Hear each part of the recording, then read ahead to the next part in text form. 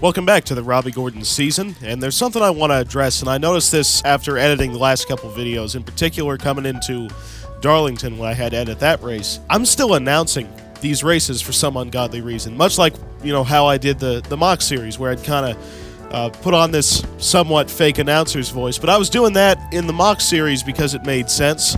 Somewhat, I was kind of the lead announcer for the whole Speed Station canon, but here I'm just playing a game. I don't need to be some fake Rick Allen trying to play some video game. Looking like a fool with your pants on the ground. I'm just some random guy named Mark who's trying to put a smile on your face by playing a dumb NASCAR game from 9 years ago. I don't need to work this any harder than I need to. I don't need to play some dumb character announcing. This is real, this is genuine. I did the mock series for 3 years. So when I sit down to, record something that's going to go on YouTube, I just treat it the same. Because that's kind of how I learned how to do YouTube, was through the mock series, the experience I had with it.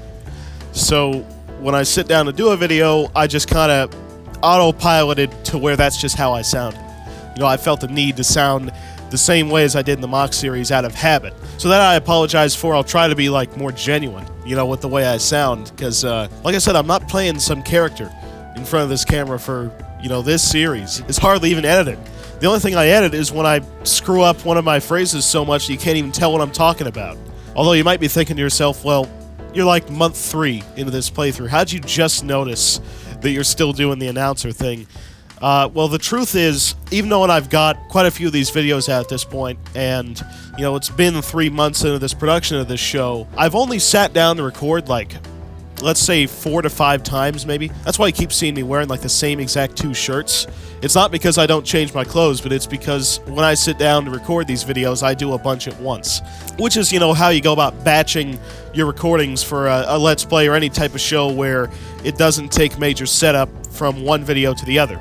I never batched the mock series videos just because there was too much production that went into one.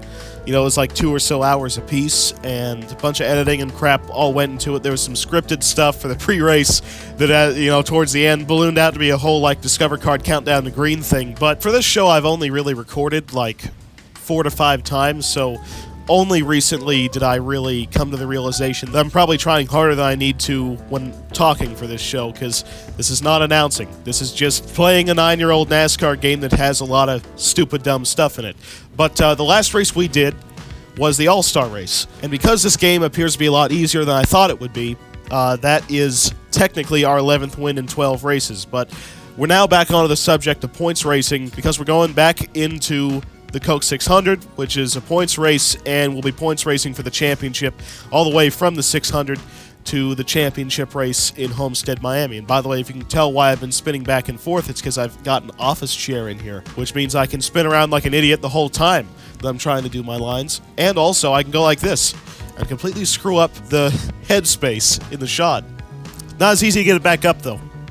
There we go. So, second place car in points, Matt Kenseth. Still our biggest competition in the championship so far. We're only 11 points races in to the year, and Matt Kenseth so far has been the best. Although me and David Reagan are the only 2 drivers with wins so far, and that was because of the colossally stupid race at Bristol, where David ended up capitalizing on me causing at least 20 wrecks and the AIs causing the other 30 or however many cautions was in that race. I forget by now, but still, you get the point. It was a very dumb one. MTJ is 3rd in points, then Greg Biffle, Jimmy Johnson, Paul Menard, Dennis, Travis Pastrana, making me proud in 8th position, Jeff Gordon. And by the way, I want to thank Seeker Blackout for pointing out how stupid I was in the Darlington race. I'm going to blame this on NR again. The mock series had pushed me so far out of the known universe with how much I had to focus on it that I genuinely forgot how the restart orders are determined in NASCAR presently. But the game actually did the right thing, because the top 3 at Darlington were the lead lap cars, then the lap down cars, then me as the lucky dog, then wave arounds, which included drivers who had waved around to get one of their laps back, but also drivers who got back on the lead lap through it. So it was the worst case scenario for the starting grid, or restart order rather, but it did make sense. Just, I have a feeling if it happened in reality, Twitter would melt, to put it simply, because of how confusing the restart order was. But Jeff Gordon I still blame for Stopgate, because he would not have been in the lead or anywhere near it had he not stopped on the racetrack and caused that giant caution. Props to him on the strategy. It's a move about as dumb as I would make, but I don't like it unless I'm doing it.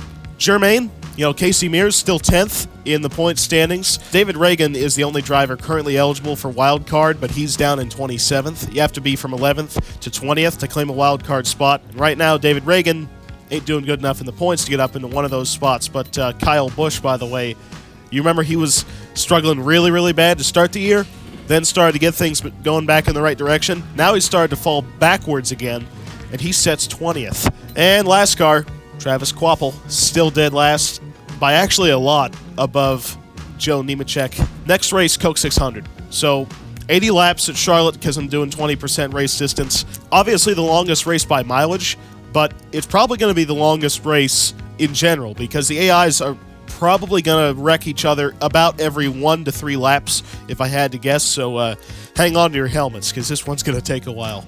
We still have time to make a few adjustments before qualifying starts. Why not test the setup and see if it's okay? I respect Ray's curiosity, but I've got a great setup already set for this race. It's the same one I actually brought to the All-Star race that was really, really loose but aggressive. And I like loose when it's fast. You can have loose and just be too loose to even stay on the racetrack, but when you have loose and fast, that's a good combination. I think we got it with this setup. Don't know how tire wear is going to be, because I actually have never gotten a long run in on this setup, but I'm willing to just go for it. I bet the AIs are going to wreck enough to where the All-Star race is going to be indicative of how the 600 was. There's going to be so many cautions in this 600 if I had to guess, unless the AIs get somehow luckily strung out, where I bet the longest run, like I said, is going to be maybe 10 laps. That'd probably be a record long run. So I'm pretty comfortable with a short run setup.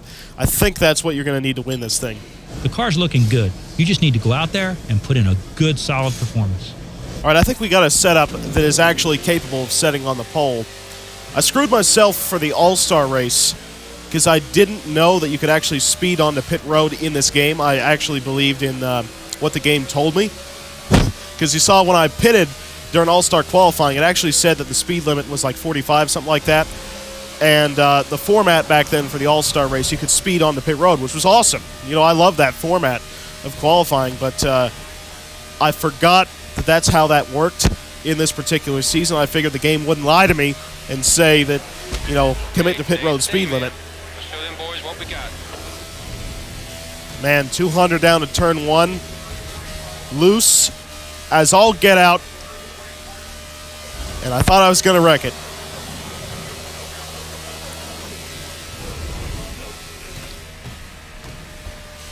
Ooh, it bottomed out. That was bad. Yeah, I put in a just totally crap lap right there. Still a pole. Don't know how. Man, I thought I sucked. This car is just flopping around everywhere, but we are the fastest. Just imagine if I would have had my crap together for any of these 2 laps. Get me out of this thing. Come on. We're done. Yeah, way to take that pole. Awesome job, man. This day just keeps getting better and better. Never seen a pole run make the driver look like an idiot like that before. Can't get much better than that, buddy. Man, that was a 28.07. Just barely got the pole above Johnson. Literally 300ths is the time gap between the two of us, and actually a tie between Johnson and Biffle. Man, that did not feel like a pole lap, but we somehow pulled it off. That's a good rebound from the All-Star race, where it was my own mistake that I pawned off on the pit crew that cost me the pole there. So to get the pole for the 600, the only scary part about that is that there's technically nowhere to go but back from first. Hopefully we can just stay on the point.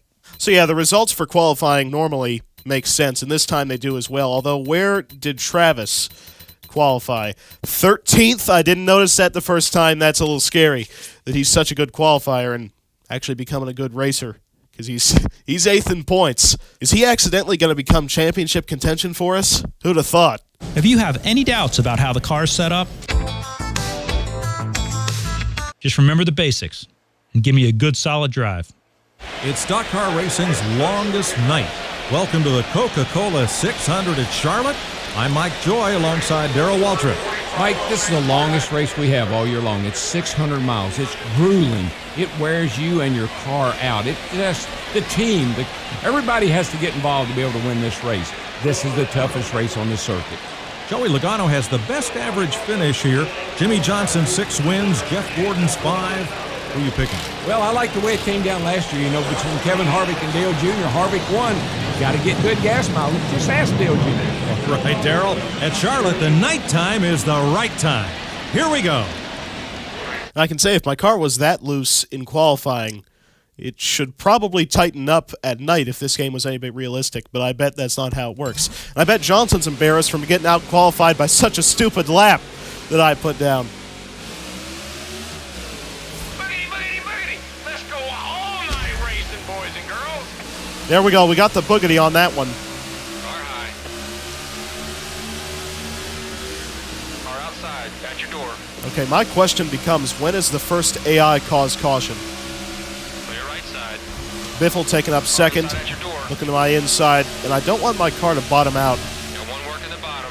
quite as much Left side's clear. on this run. You saw I actually backed it up just a little bit so that it wouldn't bottom out half as bad, because I hit the front end so hard on the qualifying run, it just threw me straight into the wall. You kidding me? Joe Nemechek, fastest car. That is awesome. He, like I said, he gained my respect back at Talladega for blocking the whole field.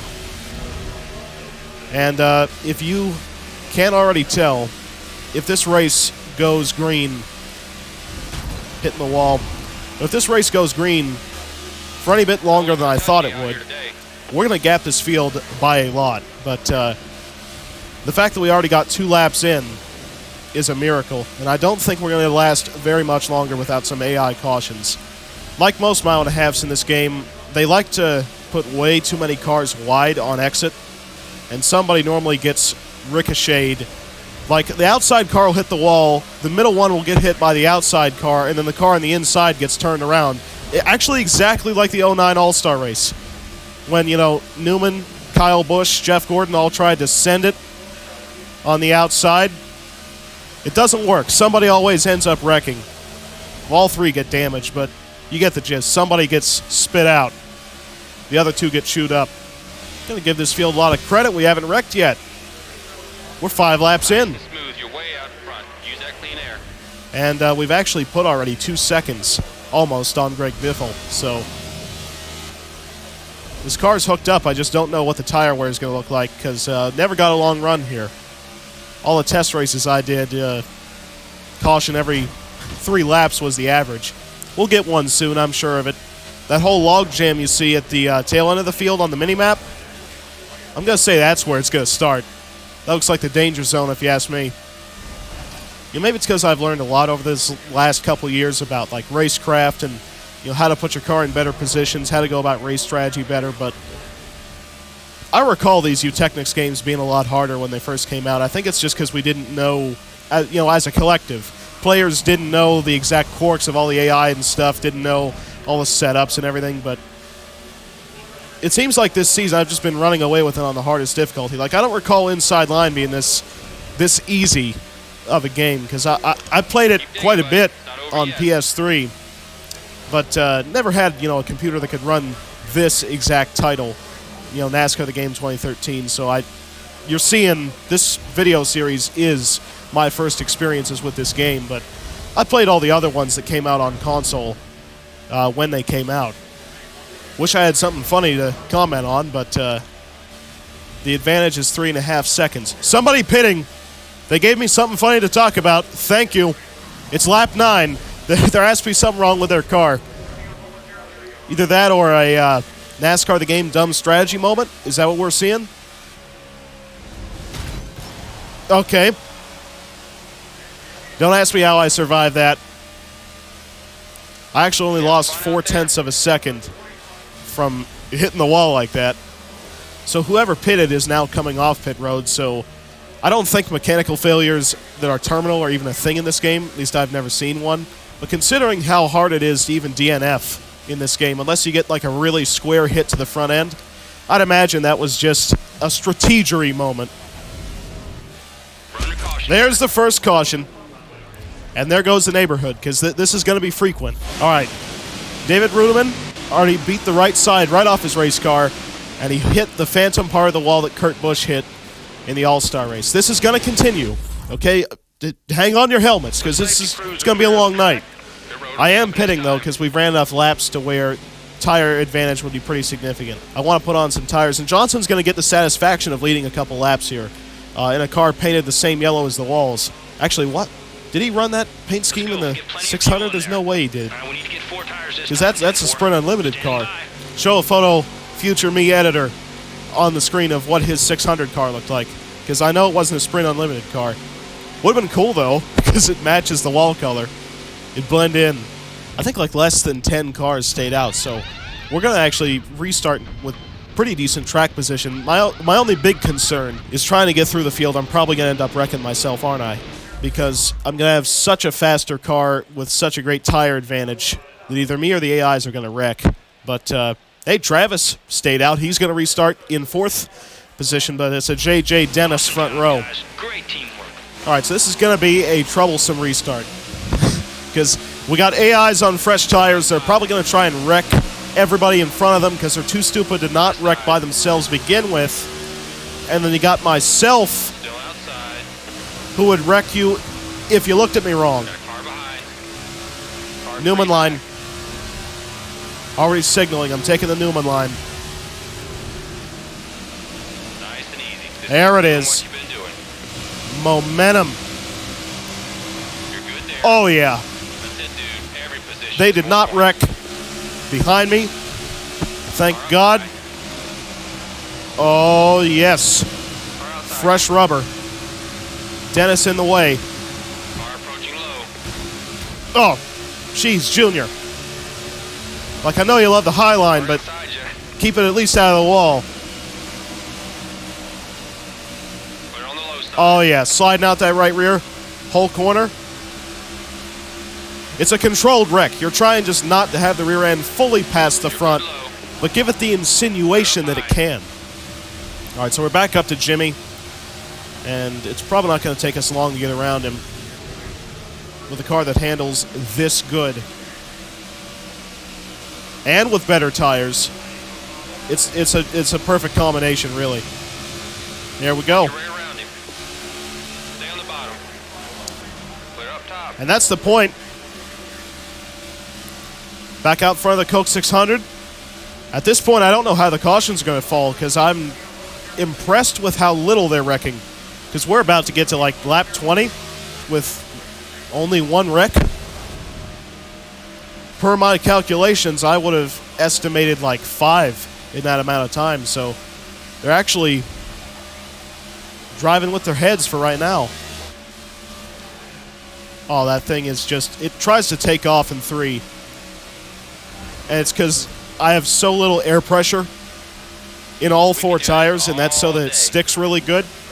But it also bottoms out because we're really sealed off to the racetrack. So when I hit one of them bumps into 3 just wrong, it tries to send the car right up the hill, which is still fast because we won the pole doing that. But it really upsets the way this car wants to corner.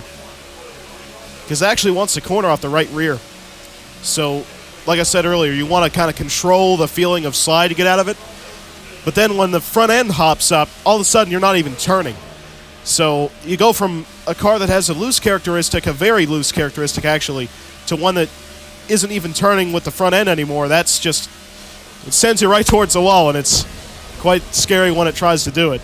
I should mention, we joke about how hard it is to damage your car in this game, but it is doable if you hit the wall about as many times as Larson would at Eldora to actually flatten the right front tire if you hit the wall frequent enough. Yeah, believe it or not, I haven't done it yet. Even with as hard as I hit the wall all the time, I still haven't blown a tire doing it. So that just goes to show you how hard you'd have to hit it to actually be in that position, because the, I guess, gentle wall contact that I frequent isn't hard enough. Yeah, I'm stunned. It's lap 22. They haven't wrecked again. Honestly, is there something wrong with him? There's a big log jam, though, and another car pitting. That's, I think, why the log jam was there. Car's taking off again. There it is. But somebody decided to pit that actually, like, single-filed the field out, which is good. More cars pitting, way more. I guess it was those who didn't pit when I did. You know, just for fun, I'm way out front. I'm going to start saving some gas. Might as well. I mean, when you're still gapping the field by this much over the course of a run, I guess I could probably push my fuel like 2 or 3 laps farther if I just keep saving. So, and JJ just pitted. Of all times for the AIs not to wreck, it's when they're pitting. They can't race, but they somehow can figure out how to slow down in front of a pack of 170-mile-an-hour race cars and get it done without causing death. Because, you know, you got to set the bar a lot lower when you're dealing with AIs this dumb, so... Nice and smooth. You're way out in front. Use that clean air. It's like a lot of the time you just got to say bless their heart, but they're actually pitting without killing everyone. Keep it on the bottom. Keep it there. Low side's clear. I got too many bad memories at Texas. Pick a line. Pick a line. Casual contact. I swear these things are 1,000 times more durable than a next-gen car, even when it comes to the body. All right, so there's Dennis just coming off pit road as well as Jimmy Johnson. So for fun, I could try and go up there and lap them just in case we get a caution and then totally screw them. You know what? That actually sounds like a fun option. I think I'm going to try and lap these guys. Well, I don't think I got the tire to do it. We are actually faster than them by a little bit, but I'm just going to keep going after my fuel-saving strategy. Because if I can extend this out to lap 40, this stint that I'm on, and then pit again at lap 60, I'll be fine to make it to the finish. If we somehow, by sheer miracles, get this thing to go caution-free, which would actually be awesome. Oh, man, this thing's starting to slip. Slip and slide. I don't think it matters that, you know, it's night racing compared to day. I don't think that has any effect on the way this game is actually, like, programmed. But I guess it must be like a placebo effect, because it feels like this car is sliding less now that, you know, we're actually racing at night. I know for a fact that's probably in my mind, but it feels better during the race than it did in qualifying, and I didn't touch the setup any. If you notice, starting to catch Dennis back and Jimmy Johnson. They're not gapping me at all. Car's taking off again, but I'm still gaining on him. 3 and 4 is just a scary part of the racetrack. There's a little bit more bank there, but I think that's actually the problem, because that's where the car bottoms out. It doesn't do that in 1 and 2. So where there's more bank, the car loads more in the center and just tries to shove the front end as it skips across the bumps. You believe I'm talking scientifically about NASCAR the Game 2013? Oh yeah, we got a big draft now off Dennis.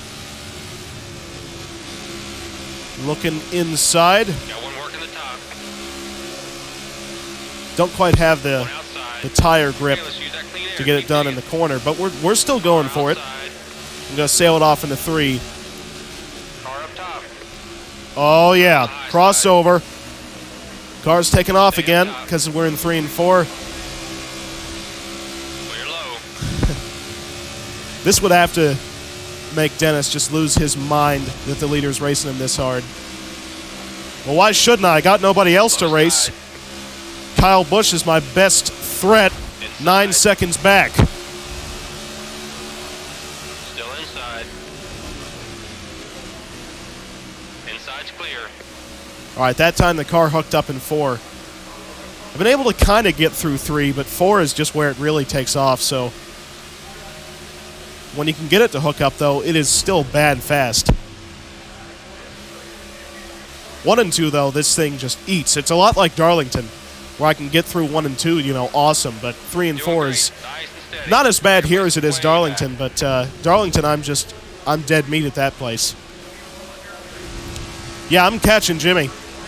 And he's got a lot fresher tires than me, so like we are really, really competitive. I think for fun, I'm going to run the strategy long because I'm actually still too paranoid of the AIs causing a caution. But everybody on my strategy just pitted. So, except for Kyle Busch and maybe a couple others. But I still think I need to run long just out of sheer caution fear. And that just rhymed. Keep digging, buddy. It's not over yet.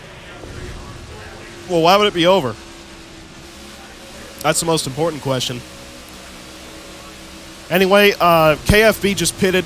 Greg Biffle's now our closest car in second, 15 seconds back. Gonna pass Johnson. So just in case we get a caution, I think almost everyone is a lap down. One back. Wow. Wow, I just dirt tracked and Johnson lost his mind and ran it right into the wall. And you're clear. I think I pulled a move so awesome, he just couldn't handle it. Broke completely his concentration. Yeah, Greg just pitted. Okay, we put everybody down a lap. I'm going to run it just a little bit longer and pit in probably about 2 laps. I'm good at pit road entry speed, though, because, you know, I accidentally practiced that at the All-Star race, getting down to pit road speed limit. Even though that's not what you're supposed to do in that, it still gave me good practice for the 600. I'm totally astonished, though, that we've gone this far and no caution. Really, that's just props to the AIs. I mean, I didn't have this much faith in them. That's actually awesome that they're doing this. We get to, you know, put a legitimate race in. All right, so the advantage is 2 laps above Johnson, who's obviously right behind me, so I have a good idea of who I'm racing against.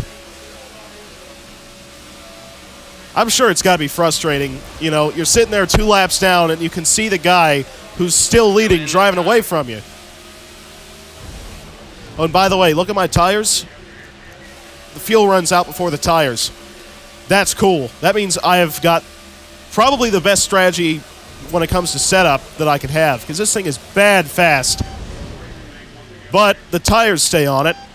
Whatever you're doing, you just keep doing it. And I wouldn't have it any other way. Fuel, buddy. Take a look at your gauge. All right, I'm going to run out of gas, so I got to pit.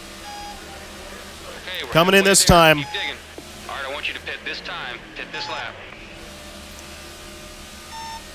Boy, them boops are getting high-pitched. All right. Coming in. Let's not get caught speeding on pit road. And there it is. Looks like you're running on empty. 4 tires, I managed not to speed, and I also didn't have to downshift to reverse. So that means I'm getting better at this whole pit stop thing. And because I ran long, there's going to be a lot of cars that get, you know, the advantage above me, but I'm not going for track position with this strategy. I'm actually going for fuel strategy is what I'm doing, because running longer puts me into a better window for getting to the end on 1 stop if we get no cautions. But we're already driving on a wish and a prayer by the fact that they haven't wrecked yet. So I don't know how to play my strategy, because I thought I didn't even need one to win this race. All right, so we're going to lose a lot of track position by running long, but I don't think that matters. That was our fastest stop today. Awesome work, boys. Wait a minute. Like I said, we got a real good car here. What's going on with the Take care, scoring? everybody. No one's going to touch you out here today. Watch your inside. Some major glitches going on with the scoring. Am I really still the leader? Looking inside. Didn't think that was possible. Got a car low. Clear left side. Whoa, whoa, whoa, whoa. Whoa, keep it together. He didn't. Yellow. I think I might have just screwed up my strategy myself, but who's the leader? I'm actually the leader. Going to pit, buddy? That's crazy. I mean, I'll take it. I didn't think I could run that good. Take a deep breath, buddy. Focus. We can do Okay, this. so Don't spin your tires on a restart. Johnson pitted, I believe, and kicked himself all the way to the back, but that's really astonishing. And that caution I can blame on probably myself. So it wasn't the AI's fault. They're on the outside. So this race is just going really caution-free. All right, blocking McMurray all the way to the apron. And let's see if the AIs start wrecking now, because they're up in a big pack. All clear. You know, all jumbled together because of the restart. Let's look back. Nope. We can do this all They made it that time, at least. Okay, so the outlook for this race is there's one pit stop left. And that's going to come whenever I decide. Probably about lap 60, somewhere around there. I want to run long again because I still don't trust the AIs to make it without wrecking. But, yeah, I'm really impressed. It was my own fault that we even got a caution. Here's a wall. Man. That was a jolt. There's a wall again. That time I hit the miracle part of the wall, getting somebody else. Hey, if I'm going to screw up, I'm taking somebody with me. All right, now we got a race on our hands. Because I hit the part of the wall that knocks you right back. I think I also got McMurray pretty well damaged. Wait a minute, I'm still scored first. That's weird. I'm pitting anyway, because, you know, I think that I damaged the car enough to where I'm going to have to at least repair it, but this has been weird. Unlike the All-Star race where I kept getting kicked to the back, this race it feels like I'm in first more than I should be. But anyway, I guess I somehow set such a good pace during that long run that after I pitted, I was still the leader. I don't know, I didn't think I was going that fast. That's some like F1 level strategy crap right there. All right, so off of pit road, we're going to cycle out probably somewhere around 30th, maybe. McMurray, Greg Biffle, front row.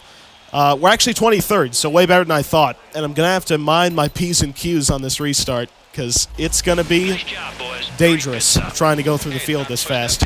Honestly, I'm getting to the point where I obviously can't make it all the way, but I could probably make it to about 10 to go on gas, so maybe some strategy opportunities at like right sides late or something. If we get no cautions, but what are the odds of that?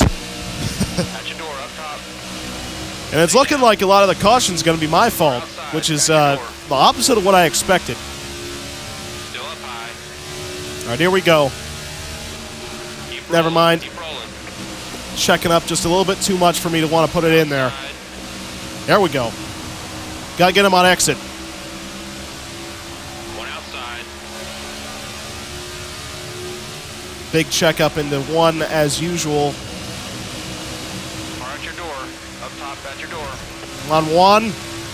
One outside. What was that noise? At your door. Sound like an explosion. Still outside. I'm on one. He's charging. Put it in there. Whoa, Travis. Travis, don't lift in the straightaway, man. Three wide. Actually, never mind. Please do. Car outside. At your door.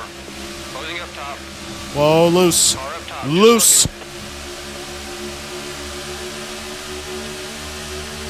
Car outside.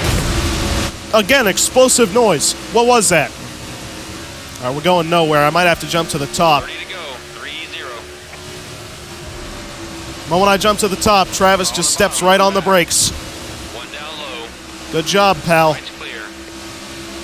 Car at your door. Down low. At your door. Okay, I don't know who that was. It was Scott Speed. You're going right to the apron.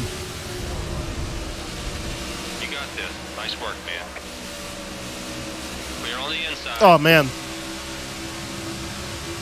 The terrible handling characteristic in 3 and 4 only gets worse with other cars. Okay. Somebody wrecked it.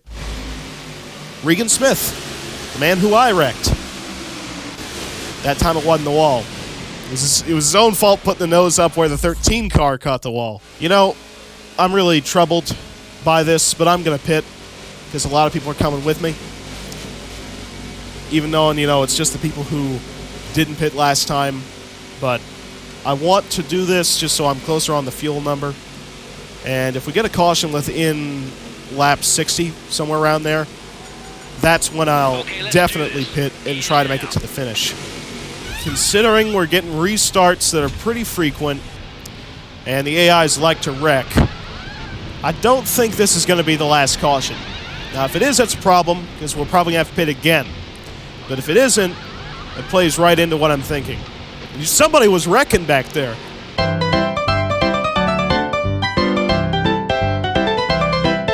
What was that, Austin Dillon cutting through the dirt? Travis Pastrana's the leader. All right, so we're going to restart down in 33rd, and Regan Smith took right sides and still comes out last.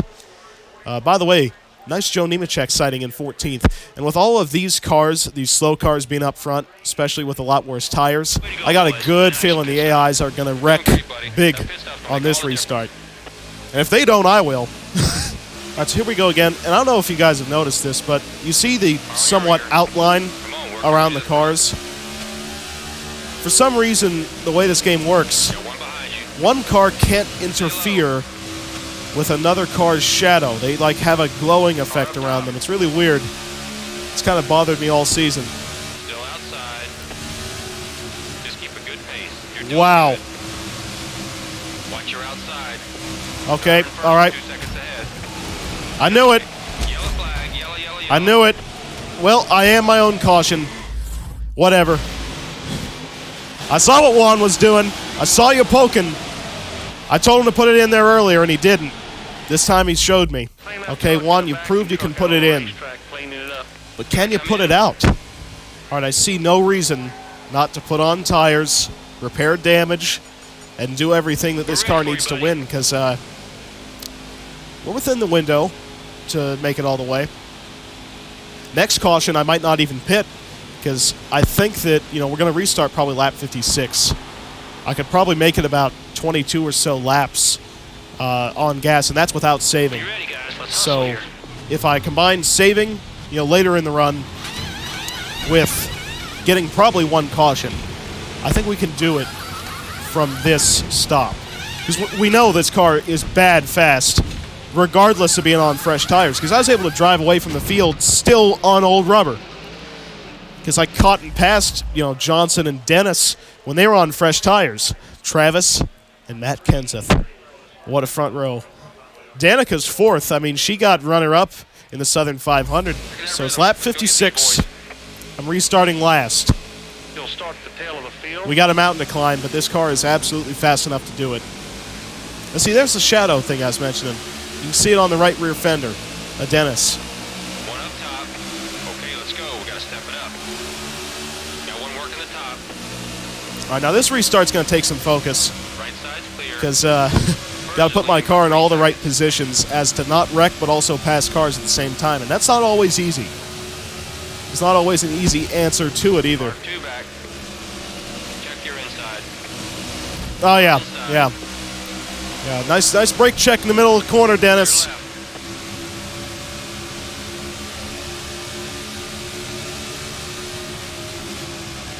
really good right here. Keep it low. There you go. Keep it low. Clear right side. Well, that was violent, but it actually didn't get a caution. Nice. Go right behind you. And clear. Far inside, trying to get to your corner. Bottom line bogs down so much. Scott speed. Right back. Clear down low. We didn't wreck. High. Far up high. Clear high. All right, got to pass some of these guys because I'm going nowhere. There it is. That's a Newman line. 3 wide, 2 low. I'm not lifting. Far underneath. What do you tell me? We just can't even get a caution now? There we go. Caution is out.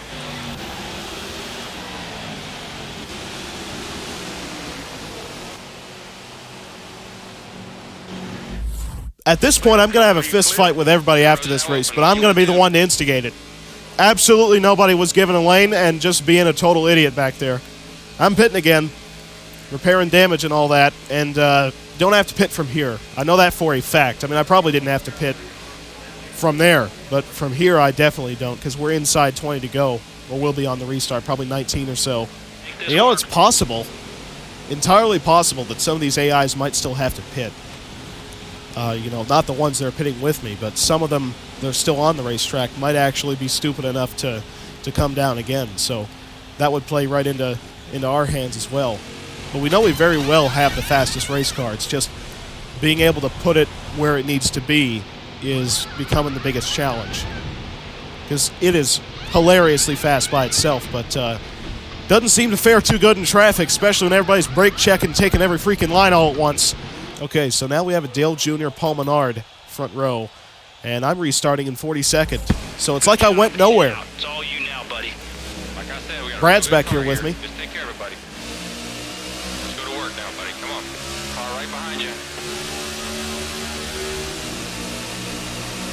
All right. You're doing Heart it in the today. C's already. Car outside you. First Brad? about 3 seconds. Keep it down there. Stay high. Put it on the left. There we go. Yes, man. Keep working. We're on the inside. All right, I'm going to need this field to string out just a little bit more. Mark Martin, I'd wreck you if I didn't feel like it hurt my strategy. High side's clear. Ooh, yeah. Getting up to that right rear. One on the bottom. Yeah, there goes Tony. Yep. At your door. Screw him. Caution's up. Wrecked yourself. I ain't pitting this time. Didn't wreck the car hard enough.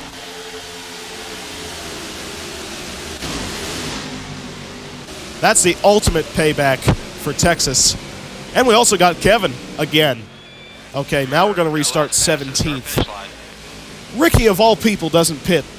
Is Tony up here with us? Well, of course he wouldn't be, because he was the counted reason for the caution, but you'd think out of all that, Ricky would have at least pitted. Then again, you'd expect me to as well, but I didn't. All right, so I can see the leader, who's Joe Nemechek.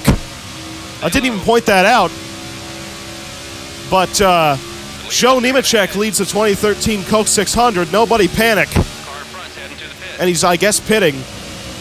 Watch out. Car at your door.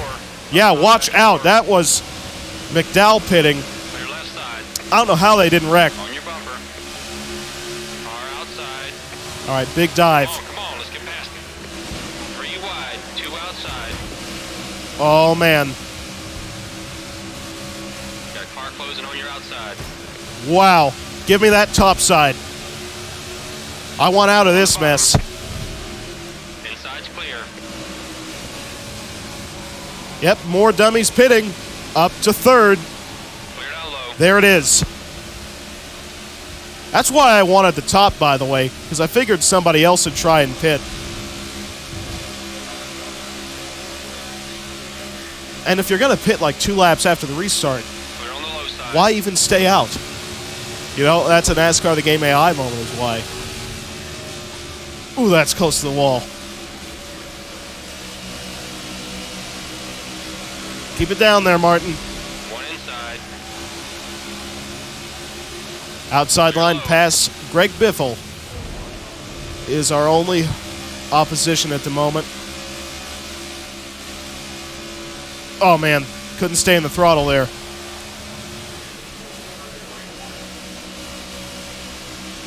Okay, crossover. You're good low. Gonna take it right down to the bottom. I led that lap. Let's get into a rhythm. And Greg, You're high. I'll see you later. Or hopefully not at all in the rest of this race, but I'll see you after it. Car 2 back.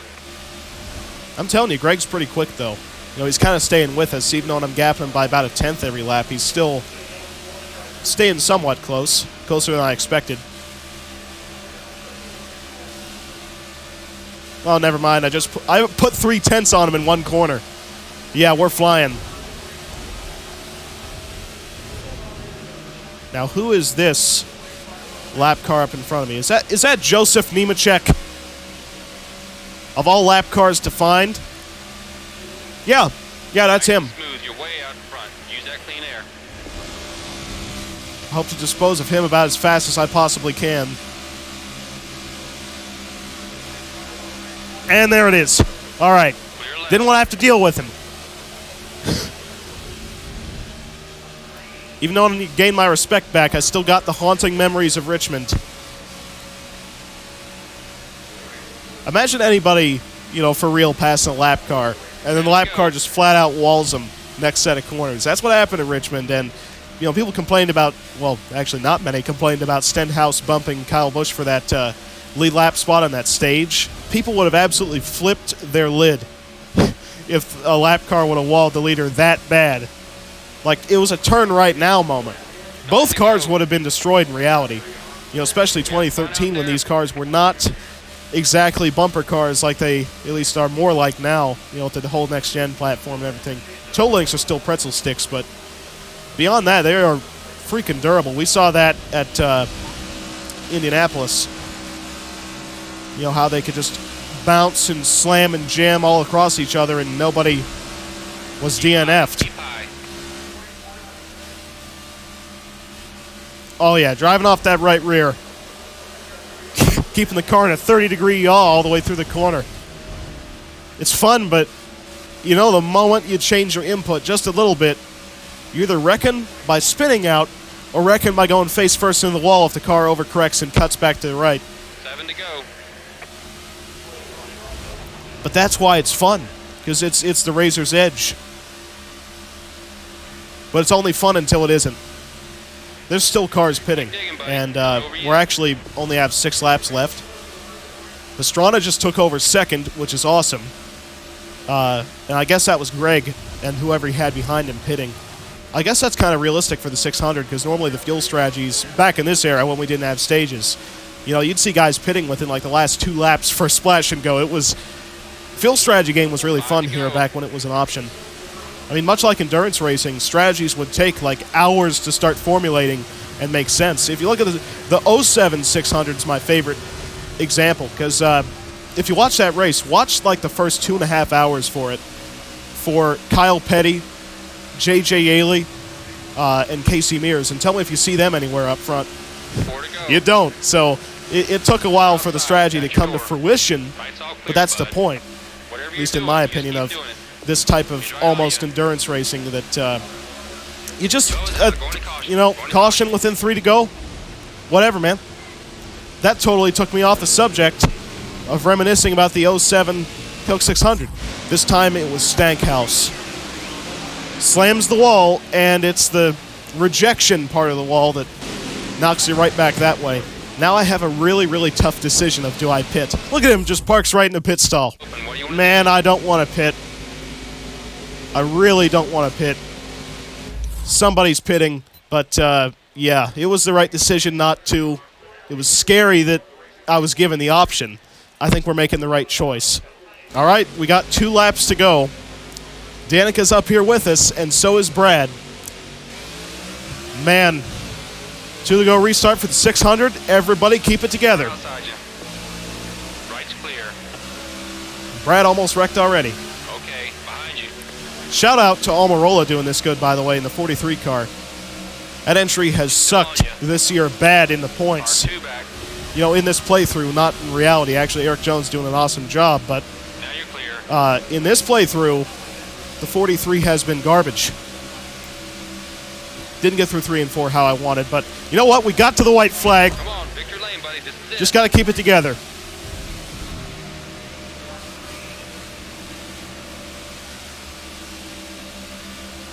Don't need to do anything too flashy.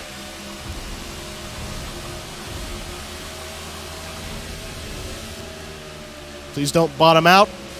It didn't. I backed up the corner enough to where it didn't. There it is, 600.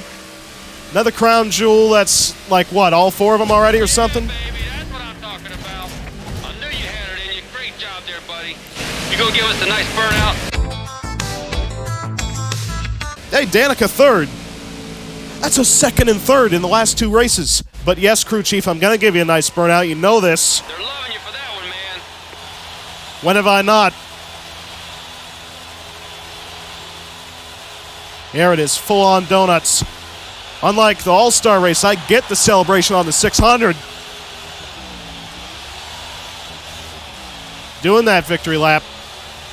This thing actually wants to bottom out worse going backwards than it did forward. My God. All right, now this race was actually kind of a fun one. I got to admit to that, because there was almost some good battles. I screwed myself hitting the wall at one time and got myself kicked to the back. Actually had to race my way through the field. It was pretty fun. And there's a completed lap, so now I got to figure out how to wreck this thing as hard as possible. I think that's a solid wall. No, it isn't. This is. You're the man.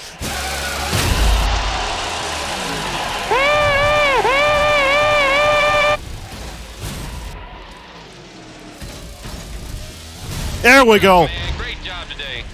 Coke 600 win, and I think that's, like I said, I think that's all 4 crown jewels, because we won the 500 at Daytona. We won Talladega, you know, the spring race. We won the Southern 500, and there's a Coke 600. I'm already done. Give me my million. Sprint or Winston, whoever's paying out. Listen to that flame noise. That's better than anything Noah Gragson can do. Come on. 600 trophy. All 4 crown jewels already completed.